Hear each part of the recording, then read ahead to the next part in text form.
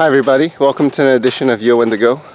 It's been 2 weeks and I have, true to form, traded those 3 hours of commute into 1 hour of sleep extra every day, into 1 hour of family time, like having lunch dates with my wife, and having 1 hour of exercise every day.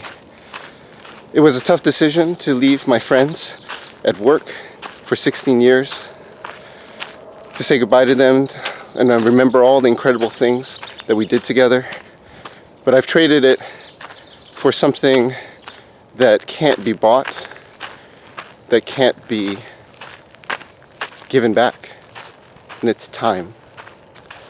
With that time, the opportunities are bright in my new company. I'm learning such incredible new things, and I'm looking forward to the branching options in the future. I hope this journey's been helpful for you. It's been super helpful for me. And I don't know when I'll be able to record because Yo's on the go, on the trail, and not in the car. So I hope this was helpful for you. I hope this helps you become more of who you are as well. Until next time, bye.